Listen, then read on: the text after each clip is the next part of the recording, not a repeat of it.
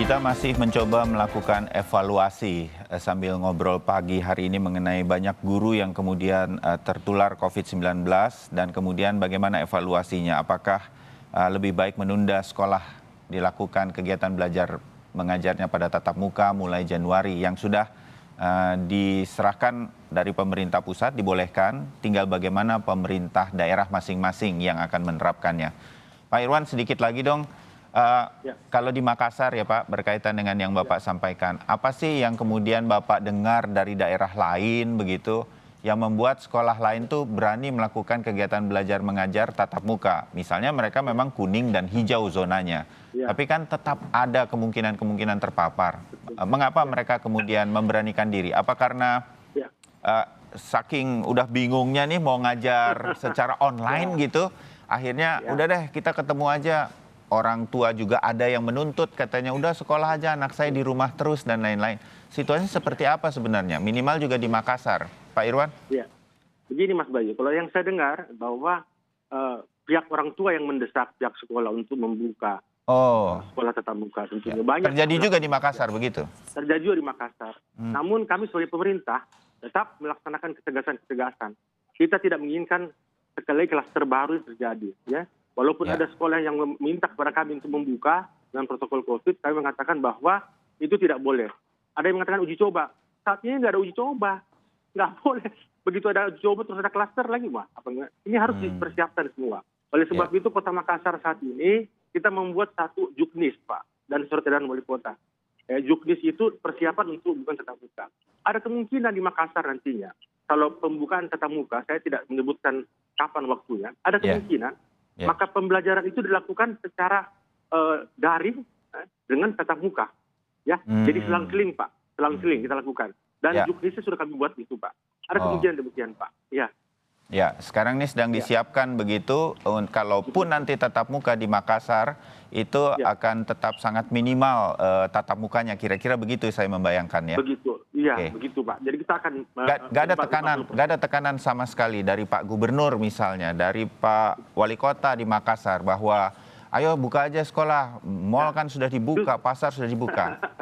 Ini nggak ada hubungannya dengan ekonomi kan, begitu? Nggak ada. Justru Pak Gubernur ini dan Pak Wali Kota yang menganjurkan kepada kami. Pak Gubernur sangat saklek dan sangat memperhatikan dan berhati-hati. Menyampaikan kepada kami, hati-hati Pak, hati-hati. Apalagi anak SD dan SMP. Cara bisa pertanggungjawabkan mereka tidak berinteraksi secara akrab. Ya. Anak-anak kalau sudah ketemu teman-temannya, sulit jaga jarak gitu kan. Benar Pak, benar. Ya. Mas Miko, apa yang dilakukan di Makassar dan juga Sulawesi Selatan, ini bisa menjadi contoh tampaknya. Nggak ada tawar-menawar kalau mengenai sekolah begitu. Kita tahu pemerintah sekarang sudah mencoba menggelindingkan roda ekonomi, maka mal dan segala sesuatu yang berkaitan dengan ekonomi sudah mulai pelan tapi pasti diarahkan untuk dibuka. Tapi sekolah nggak ada tawar-menawar. Saya suka di Makassar. Mas Miko? Ya. Jadi sebaiknya pada kepala daerah, baik itu gubernur atau bupati atau wali kota. Memang kuncinya di mereka begitu ya? Betul. Sekarang bola di tangan Anda begitu, bola di banyak sekolah. Oleh karena itu harus bijak-bijaklah dalam membuka sekolah. Kalau daerah hijau, pastikan daerah hijau itu hijau, gitu. Tidak ada kasus, boleh buka begitu. Kalau daerah kuning, pastikan nggak ada kasus lain selain kasus yang ditangkap oleh Dinas Kesehatan dan pastikan itu bisa diisolasi dengan baik, begitu. Jadi itu baru boleh dibuka. Nah untuk daerah orange atau merah, jadi jangan sekali-sekali membuka sekolah itu. Jadi kita pertimbangkan bahwa tadi anak-anak itu adalah berisiko untuk tidak patuh pada protokol kesehatan, guru-gurunya amat berisiko untuk meninggal begitu. Jadi kepada orang tua begitu bersabarlah sampai Juni nanti 2021 kita akan mendapat vaksin 100 juta dosis. Mudah-mudahan guru-gurunya mendapat vaksin juga dan beberapa anak murid SMA begitu akan mendapat vaksin karena anak yang di bawah 15 tahun itu tidak mendapat vaksin. Sehingga anak SD atau anak SMP akan masuk dengan hati-hati melihat perkembangan jumlah kasus di daerah itu. Kalau jumlah kasusnya menurun, dipersilakan untuk masuk. Kalau masih tinggi, tahan dulu begitu. Ya, ya, Mas Miko. Tapi begini, saya mengerti bahwa kemudian sebuah keputusan dari pemerintah daerah, gubernur, wali kota, bupati, begitu untuk melihat zonanya begitu. Nah, Kudus dan beberapa daerah lain, bahkan waktu itu juga sama Mas Miko, kayaknya kita membahas ada beberapa daerah yang juga sudah kuning begitu, mulai membuka tatap muka, terus ada kejadian juga. Nah, ini loh yang saya khawatirkan begitu. Dan sekolah sudah menerapkan, bahkan sebelumnya sudah uji coba protokol kesehatannya diterapkan. Tapi bisa juga ini si COVID-19 ini mampir ke guru-guru dan ke anak-anak didik kita. Nah itu, bagaimana kemudian kita meyakinkan bahwa oke, kalau zonanya sudah kuning atau hijau kemudian bisa dibuka. Artinya tetap ada kehati-hatian dari sekolah dan juga orang tua murid. Nah bagaimana menyeimbangkan ini semua? Sehingga kemudian kalau bisa nggak ada kasus sih begitu kalau bisa, tapi kan agak sulit, Mas Miko. Ya, jadi daerah hijau atau zona hijau itu melihat protokol dia di rumah, baik itu guru atau murid. Lihat protokol dia di jalan begitu, dia harus patuhi semua protokol di jalan, di rumah dan di sekolah. Jadi bukan hanya protokol di sekolah. Jadi menurut saya harus patuh pada protokol kesehatannya baik di rumah, kemudian di jalan begitu ketika berangkat sekolah dan pulang sekolah. Dan di sekolah begitu. Ya. Jadi memang harus diperhatikan baik-baik untuk setiap muridnya dan untuk setiap gurunya begitu, Mas. Ya, ya, ini yang mungkin kemudian ada kecolongannya di tengah-tengah atau bagaimana. Seperti kasus yang terakhir di Cirebon, guru-gurunya perpisahan ke Yogyakarta kan begitu. Nah hal ini yang kemudian membuat kemungkinan ada paparan COVID-19. Bu Nifah, tadi Pak Miko dan juga terutama Pak Irwan mengatakan ada sekolah-sekolah yang sepertinya bukan memaksa sih, tetapi meminta ada kelonggaran untuk bisa melakukan kegiatan belajar tatap muka. Memang begitu Bu, nggak persis di Ibu sih, di PGRI begitu, tetapi apakah memang ada keinginan bahwa sekolah bisa melakukan belajar tatap muka segera begitu. Kenapa itu, Bu? Sebenarnya kalau kami, para guru, kan saya mengadakan secara reguler komunikasi ya dengan para guru-guru. Iya.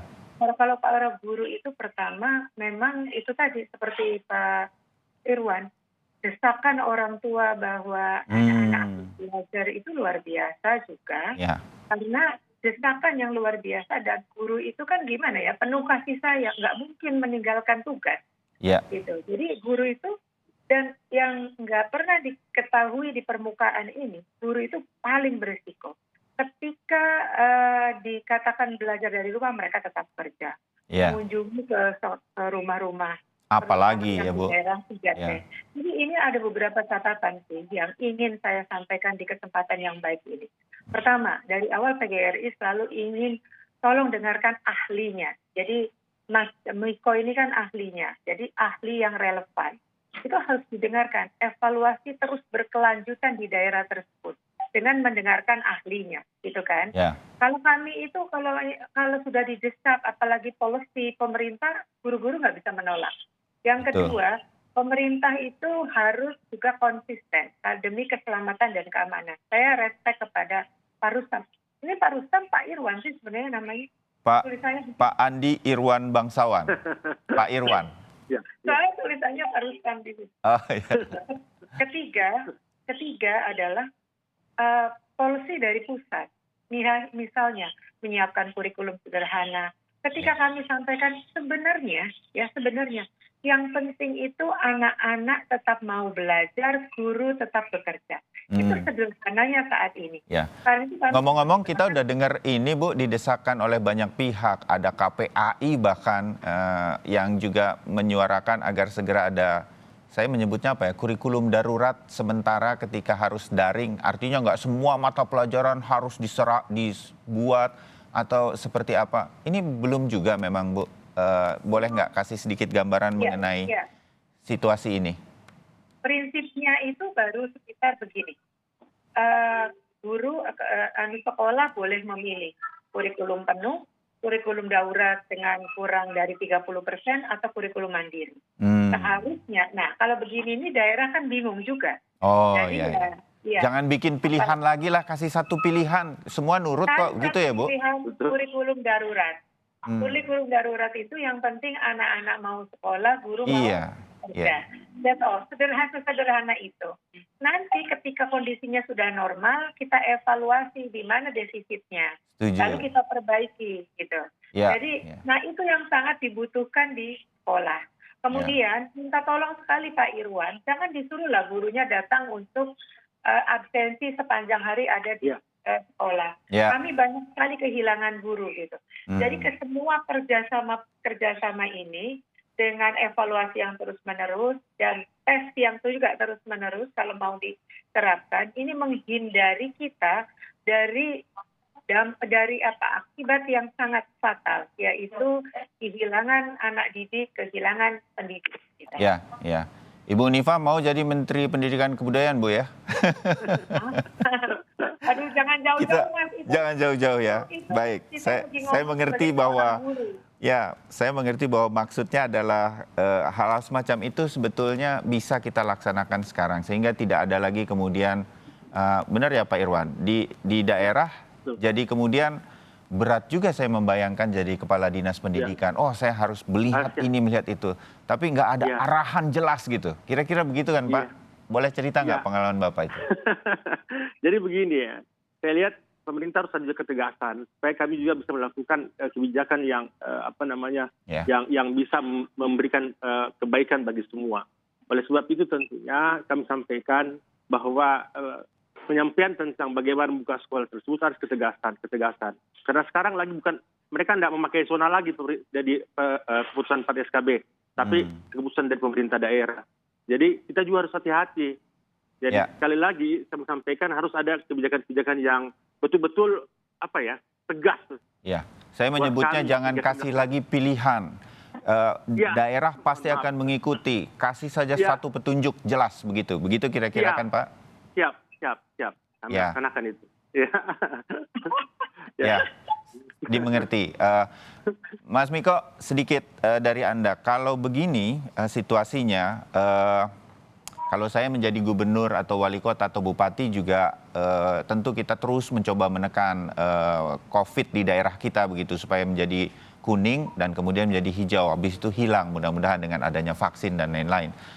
Kapan kita bisa memulai ini semua? Atau menurut Mas Miko bagaimana kalau Mas Miko diminta oleh gubernur suatu daerah atau suatu provinsi, kapan ini memulainya? Apa yang selain zona begitu, apalagi faktor-faktor yang memungkinkan meminimalisir kemungkinan guru dan murid atau anak didik terpapar kalau belajar tatap muka ini sudah dimulai dan kapan, Mas Miko? Ya, jadi menurut saya satu adalah pemetaan.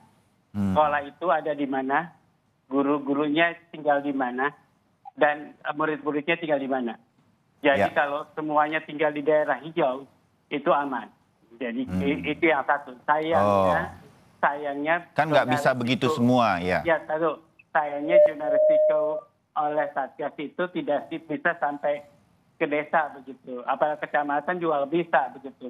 Apalagi RW begitu. Jadi mungkin Satgas Nasional harus mengembangkan indikator zona risikonya berdasarkan indikator EPS saja begitu. Jangan indikatornya banyak sekali di gabungan 14 indikator begitu.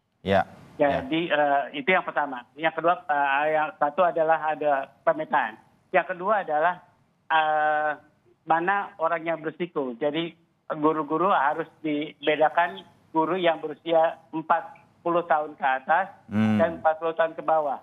Jadi guru yang nanti mungkin paling aktif adalah umur yang 40 tahun ke bawah begitu. Jadi menurut saya itu yang harus dilakukan oleh sekolah begitu, dan juga para bupati dan wali kota atau gubernur harus tahu begitu resiko guru dan murid dari semua di wilayahnya. Ya, terakhir Ibu Unifa sedikit saja. Selain PGRI, concern terhadap guru ini kan juga ada di serikat-serikat yang lain, ada forum-forum yang lain begitu untuk guru. Ini akan sama-sama melakukan evaluasi dan menyampaikan sesuatu nanti kepada pemerintahnya, Ibu Uni? Iya, saya kira semua pihak itu mempunyai concern yang sama. Saya kira ya, jadi kalau kita bersama mau bertemu untuk menyampaikan, saya rasa belum. Tapi policy itu saya masih belum tahu. Tapi policy dari masing-masing kita gitu kan, mungkin ya adalah policy menyelamatkan anak-anak dan para guru. Jadi kalau PGRI nanti akan segera mengirim surat kepada Pak Menteri, kami akan tembuskan kepada kepala daerah, gubernur, bupati, dan di daerah, agar evaluasi dan sangat berhati-hati dengan mendengarkan rekomendasi para ahli dalam ini, ahli kesehatan tentunya yang paling utama, dan gugus COVID setempat. Selain itu juga meminta agar ada kebijakan yang jelas. Dan kami minta guru dilindungi untuk tidak masuk untuk absensi di sekolah. Jadi ini gunung es ini terbuka, Mas Bayu, terima kasih diungkap, karena banyak guru meninggal sebelum ini karena COVID itu. Terima kasih. Jadi semua pihak harus keamanan, keselamatan, dan kita sebenarnya 9 bulan itu sudah cukup untuk merancang bagaimana alternatif pendidikan di era yang sangat sulit seperti ini. Bagaimana yang di daerah 3T itu kan nggak pakai. Sekarang gini loh ya Mas, ada yang namanya PGRI itu punya namanya kios belajar. Kios belajar itu digunakan buat daerah-daerah 3T yang tidak bisa menggunakan akses internet. Tapi dia offline, tapi dia bisa di-download, bisa dibuka melalui, itu kan sebenarnya sangat sederhana. Teknologi-teknologi terobosan lagi di saat pandemi seperti ini. Iya, betul. Itu yang kita mau tunggu, sehingga jangan sampai juga hanya daerah Makassar, kota yang terjangkau ya Makassar ya. Ada juga daerah-daerah yang di kepulauan yang jauh, kan tetap mereka harus mendapatkan layanan pendidikan dengan tetap memperhatikan kesehatan dan keselamatan mereka. Baik, intinya segera evaluasi apa yang terjadi di beberapa daerah dengan kegiatan belajar mengajar tatap muka yang ada penyebaran COVID-19. Dan kemudian lihat lagi dan berikan keputusan yang baik menjelang Januari awal tahun ajaran genap nanti. Kira-kira begitu yang menjadi obrolan kita pada pagi hari ini. Saya terima kasih kepada Ibu Unifah Rosidi, Mas Miko, dan juga Pak Irwan untuk berbagi di kesempatan dari bidang masing-masing pada pagi hari ini. Yang terbaik bagi anak-anak dan guru di Indonesia, para tenaga pendidik dan juga anak-anak didik kita.